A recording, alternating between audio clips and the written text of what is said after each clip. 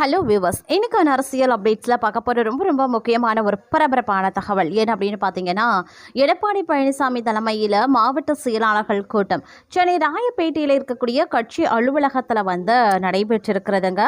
இந்த மீட்டிங்கில் பார்த்தீங்க அப்படின்னா பல தலைகள் மிஸ் ஆகியிருந்தது அப்படின்னு சொல்லலாம். முக்கியமான தலைவர்கள் மாற்றங்கள் இந்த கூட்டத்தில் இந்த கூட்டத்தை தவிர்த்திருக்காங்க அப்படின்னு சொல்லலாம். இது குறித்து பார்த்தீங்க அப்படின்னா இதுவரைக்கும் பார்க்கும் பொழுது இந்த விஷயமா ஜெயக்குமார் அவர்கள் இதுவரைக்கும் எந்தவித கருத்துக்களையும் அவர் சொல்லலை. இது ஒரு மிகப்பெரிய அளவில் அதிமுக வட்டாரத்திலையும் சரி, அரசியல் களத்திலையும் சரி, ஒரு உன்னிப்பாக கவனிக்கக்கூடிய ஒரு விஷயமா பார்க்கப்பட்டு வருகிறது அப்படின்னு நான் சொல்லணும். அது மட்டும் இல்லாமல் இந்த கூட்டத்தில் என்ன மாதிரியான விஷயங்கள் பேசப்பட்டிருக்கு, என்ன முடிவுகள் எடுத்திருக்காங்க, இந்த கூட்டத்தில் மிஸ் ஆன மாற்றங்கள் தலைவர்கள் யார் யார், ஜெயக்குமாரினுடைய மௌனத்திற்கான காரணம் என்ன அப்படிங்கிற மாதிரியான பல பரபரப்பான அப்டேட்ஸை தொடர்ந்து நீங்கள் தெரிந்து பலன் பெற வீடியோவை ஸ்கிப் பண்ணாமல் கடைசி வரைக்கும் பாருங்கள். வீடியோக்குள்ளே போகிறதுக்கு முன்னாடி இது வரைக்கும் நீங்கள் நம்ம சேனலை சப்ஸ்கிரைப் பண்ணலை அப்படின்னா உடனே சப்ஸ்கிரைப் பண்ணிக்கோங்க. அப்படியே பக்கத்தில் இருக்கக்கூடிய நோட்டிஃபிகேஷனுக்கான பில் பட்டனையும் ப்ரெஸ் பண்ணிக்கோங்க. சரி நேயர்களே, வாங்க வீடியோக்குள்ளே போகலாம். எடப்பாடி பழனிசாமி தலைமையில் இன்று மாவட்ட செயலாளர்கள் கூட்டம் சென்னை ராயப்பேட்டையில் இருக்கக்கூடிய கட்சி தலைமை அலுவலகத்தில் நடந்தது. இதில் செல்லூர் ராஜு, ராஜேந்திர பாலாஜி மற்றும் ராஜன் செல்லப்பா ஆகியோரும் பங்கேற்கவில்லை அப்படின்ற தகவல் வெளியாகியிருக்கிறது.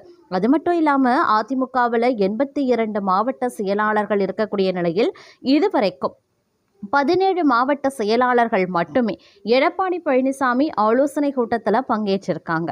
முன்னாள் அமைச்சர் ஜெயக்குமார் மட்டும் இதுவரை பங்கேற்காமல் யாருக்கும் ஆதரவு தெரிவிக்காமல் மௌனம் காத்து வருவது பரபரப்பை மேலும் அதிகரிக்க செய்திருக்கிறது.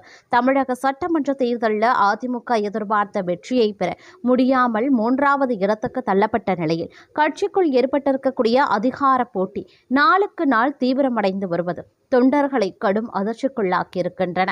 குறிப்பாக எடப்பாடி பழனிசாமி தலைமையிலான அணிக்கும் சி.வி. சண்முகம், எஸ்.பி. வேலுமணி தலைமையிலான அணிக்கும் இடையிலான மோதல் தற்போது வெளிப்படையான அரசியல் சண்டையாகவே மாற இருக்கிறது. இந்த சூழ்நிலையில் எடப்பாடி பழனிசாமி தலைமையில் சென்னை ராயப்பேட்டையில் இருக்கக்கூடிய அதிமுக தலைமை அலுவலகத்தில் இன்று மாவட்ட செயலாளர்கள் கூட்டம் நடைபெற்றிருக்கிறது. கூட்டத்திற்கு முன்பு எடப்பாடி பழனிசாமி கட்சி அலுவலக வளாகத்தில் இருக்கக்கூடிய எம்ஜிஆர் மற்றும் ஜெயலலிதா சிலைகளுக்கு மாலை அணிவித்து மரியாதை செலுத்தினார். பின்னர் நடைபெற்ற ஆலோசனை கூட்டத்தில் கட்சியின் தற்போதைய நிலை, சட்டப்பேரவையில் எடுக்க வேண்டிய அரசியல் முடிவுகள், சி.வி. சண்முகம், எஸ்.பி. வேலுமணி அணியின் நகர்வுகள் உள்ளிட்டவை குறித்து விவாதிக்கப்பட்டதாக தகவல்கள் வெளியாகியிருக்கின்றன. ஆனால் இந்த கூட்டத்தில் பல முக்கிய நிர்வாகிகள் பங்கேற்காதது அதிமுக வட்டாரங்களில் பெரும் அதிர்ச்சியை ஏற்படுத்தியிருக்கின்றது. குறிப்பாக முன்னாள் அமைச்சர்கள் செல்லூர் ராஜு, ராஜேந்திர பாலாஜி மற்றும் ராஜன் செல்லப்பா ஆகியோர் கூட்டத்தில் பங்கேற்க மேலும் அதிமுகவில் மொத்தம் 82 மாவட்ட செயலாளர்கள் இருக்கின்ற நிலையில் இதுவரை வெறும் 17 மாவட்ட செயலாளர்கள் மட்டுமே தற்போது பார்த்தீங்கன்னா எடப்பாடி பழனிசாமி தலைமையில் நடத்தும் ஆலோசனை கூட்டங்களில் பங்கேற்றுள்ளதாக கூறப்படுகிறது. பங்கேற்ற பெரும்பாலான மாவட்ட செயலாளர்கள் கடந்த 3 நாட்களுக்குள்ளாக எடப்பாடி பழனிசாமியால் நியமிக்கப்பட்டவர்கள் என்பதும் குறிப்பிடத்தக்க ஒரு விஷயமாகவே பார்க்கப்படுகிறது. இதனால் பார்த்தீங்க அப்படின்னா கட்சிக்குள்ள எடப்பாடி பழனிசாமிக்கு முழுமையான ஆதரவு இருக்கிறதா என்ற கேள்வி மீண்டும் எழுந்திருக்கிறது அப்படின்னு நான் சொல்லணும். ஒருபுறம் சி.வி. சண்முகம் மற்றும் எஸ்.பி. வேலுமணி தரப்பினர் புதியதாக பொறுப்பேற்றிருக்கக்கூடிய தமிழக வெற்றிக் கழக அரசுக்கு ஆதரவு தெரிவித்திருப்பது அதிமுக அரசியலில் புதிய திருப்பத்தை ஏற்படுத்தியிருக்கிறது.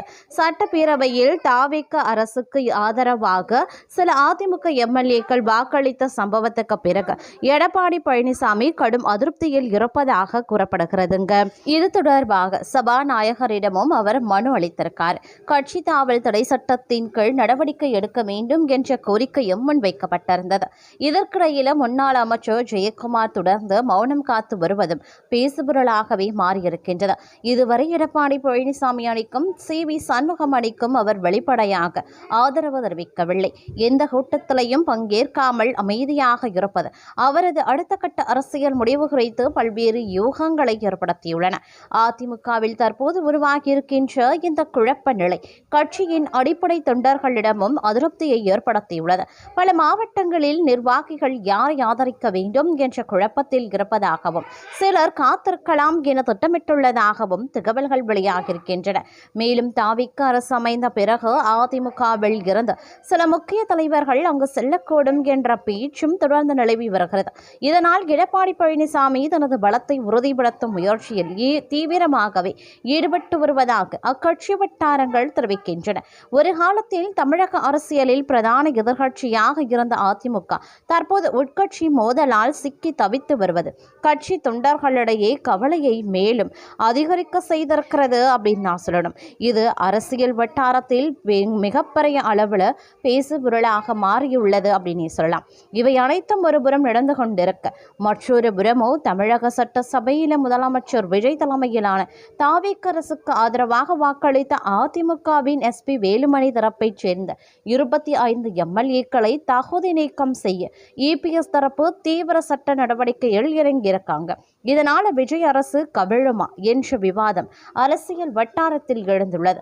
தமிழகத்தில் புதிய அரசு அமைந்ததை தொடர்ந்து அண்மையில் நடைபெற்ற நம்பிக்கை தீர்மானத்தின் போது அதிமுக பொதுச் செயலாளர் எடப்பாடி பழனிசாமியின் இபிஎஸ் கொறடா உத்தரவை மீறி SP Velumani, CV. Shanmugam, doctor C. Vijayabaskar உள்ளிட்ட அதிமுக அதிருப்தி எம்எல்ஏக்கள் 25 பேர் முதலமைச்சர் விஜயின் தாவேக அரசுக்கு ஆதரவாகவே வாக்களித்தனர்.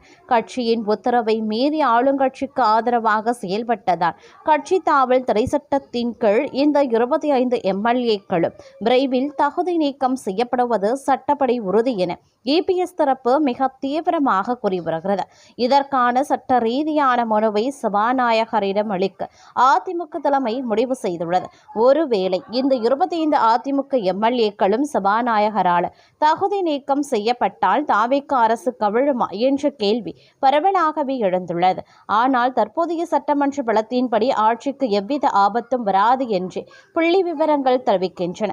தமிழக வெற்றிக் கழகத்தின் தற்போதைய தனிப்பட்ட பலம் 106 எம்எல்ஏக்கள் ஆகும்.